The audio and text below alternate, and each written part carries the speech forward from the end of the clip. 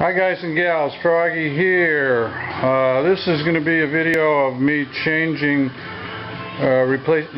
replacing the harmonic balancer on the car, and I'm going to not give you every little bitty detail. I've already got it up on jack stands. You want to get it up high as you can because you're going to need to swing some big wrenches under there, and you're going to need space underneath the front. And you'll also notice I've jacked it up under the body and not under the front suspension because I'm going to need to be working under the front suspension. So get your car up in the air first off. Okay, wheels off, obviously. You're going to have some room to work around there. And I took the sway bar off.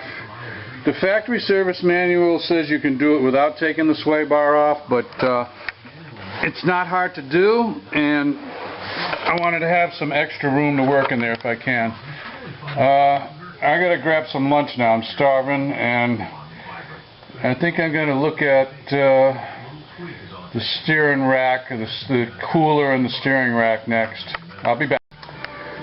Now the rack has to come out, so you start with your tie rod ends, which of course are attached to the rack, so take the tie rod ends off on both sides. Well, Froggy's back. I've got a question on the steering shaft, which connects the steering wheel to the steering gear. Basically about how to remove that shaft, and also keeping the steering wheel straight, so that there are a lot of things that depend on the steering wheel being straight, a lot of sensors and things like that.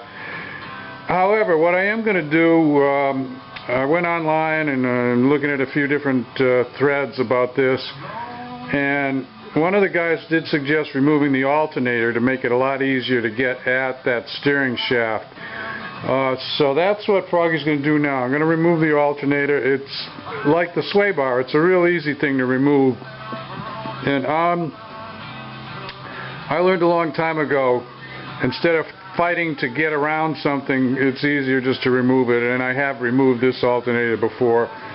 So that's what I'm going to do next. And then I'm kind of running out of time on day one here, so that'll probably wrap it after I get the alternator out.